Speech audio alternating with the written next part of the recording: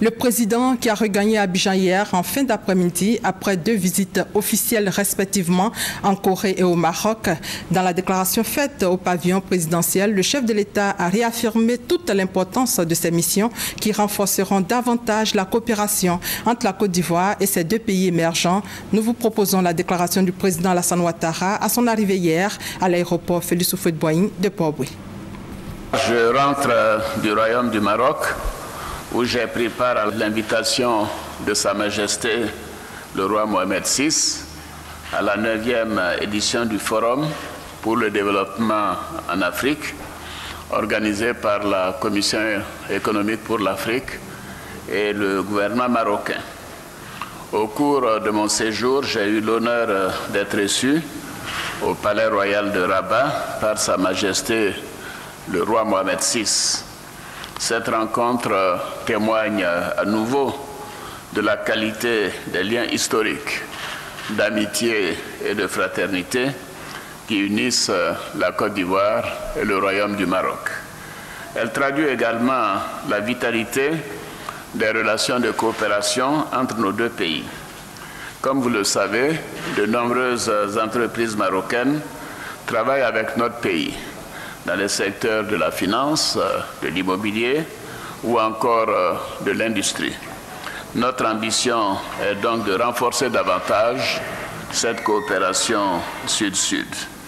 Je voudrais une fois de plus exprimer toute ma gratitude à Sa Majesté et à la princesse Lala Salma pour leur hospitalité ainsi que pour l'accueil chaleureux qui nous a été réservé à Madame la Première Dame, mon épouse, ma délégation et à moi-même. S'agissant du Forum pour le développement de l'Afrique, j'ai eu l'occasion, au cours de la cérémonie d'ouverture, d'évoquer les points qui m'apparaissent essentiels comme source de financement innovant pour la transformation de l'Afrique. Pour cela, nous devons créer des produits financiers innovants et doter nos pays d'institutions et d'infrastructures financières efficaces. Je suis convaincu que les importantes contributions que nous avons eues au cours de ce forum permettront à nos pays de mieux s'intégrer à l'économie mondiale et de faire face aux défis de l'émergence. Avant de me rendre au Maroc, j'ai effectué une visite officielle en Corée, à Séoul, du 6 au 9 octobre, à l'invitation de son Excellence Madame Park, président de la République de Corée. Cette visite avait une signification particulière, car elle est la première d'un chef d'État ivoirien depuis l'établissement des relations diplomatiques entre nos 2 pays en 1961.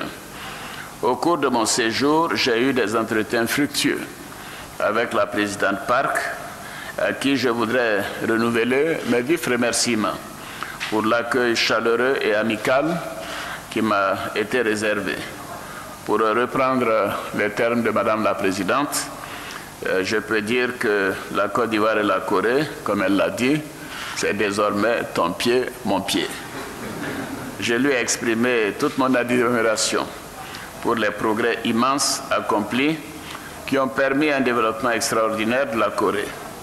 Au plan bilatéral, nous avons convenu de renforcer la coopération entre nos 2 pays, notamment dans le domaine de la science, des nouvelles technologies, de l'industrie, du commerce, des transports, de la santé, de l'éducation, et j'en passe. Nous avons d'ailleurs procédé à la signature de plusieurs accords de coopération. Nous avons réaffirmé notre volonté commune d'œuvrer pour le renforcement de la paix et de la sécurité dans la péninsule coréenne. J'ai eu aussi des entretiens avec des grandes entreprises du pays telles que Samsung, Dansung, l'Exim Bank, ainsi que la KOICA, qui est l'agence coréenne de coopération, avec qui nous avons de nombreux projets. Ces projets d'environ 100 millions de dollars, donc 50 milliards de francs CFA, sont dans divers domaines, notamment la santé, avec la mise en place d'un centre de radiothérapie oncologie. Il y a aussi le projet de fistule obstétricale le projet de train urbain, l'approvisionnement en eau potable, la numérisation de l'administration publique ou encore la construction du centre de taekwondo, ainsi que dans les domaines de la culture et des nouvelles technologies. Quant aux chefs d'entreprise coréennes, je les ai encouragés à venir investir en Côte d'Ivoire au regard de toutes les réformes que nous avons réalisées au cours des 3 dernières années. Nous accueillerons d'ailleurs en début d'année prochaine, en 2015, une forte délégation de chefs d'entreprise coréennes. J'ai aussi été reçu à l'université féminine Soukmyong. Je remercie encore Madame la Présidente et les membres de la Faculté des sciences économiques de cette université pour cette distinction qui est une marque de considération pour notre pays et pour tous nos concitoyens. J'ai aussi eu des entretiens avec l'ancien représentant spécial des Nations Unies en Côte d'Ivoire, M. Yongjin Choi, avec le groupe des administrateurs africains et avec la communauté ivoirienne de Séoul, qui compte environ 100 personnes. Enfin, j'ai visité l'usine Samsung et le palais Kung Bok Gung. Comme vous pouvez le constater, nous avons eu un programme particulièrement chargé, que ce soit en Corée comme au Maroc, et nous sommes très satisfaits de ces missions qui renforceront davantage notre coopération avec 2 pays émergents et qui sont des modèles parmi les pays du monde. La Côte d'Ivoire est en pleine croissance. En 3 ans, nous avons fait une croissance de près de 25 à 30%. Donc ceci veut dire que dans les 5 prochaines années, nous serons en mesure de doubler donc le revenu par tête d'habitant de nos concitoyens et amener la Côte d'Ivoire à l'émergence.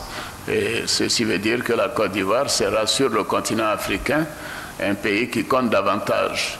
Nous avons également parlé de toutes les réformes qui sont faites, aussi bien dans le domaine économique, social, mais également dans le domaine politique, pour dire que notre expérience de la Corée a été de noter que le consensus a été un élément important de l'extraordinaire développement de la Corée. Donc je profite de cette occasion pour lancer à nouveau un appel à tous nos concitoyens pour que nous soyons rassemblés pour aller de l'avant ensemble.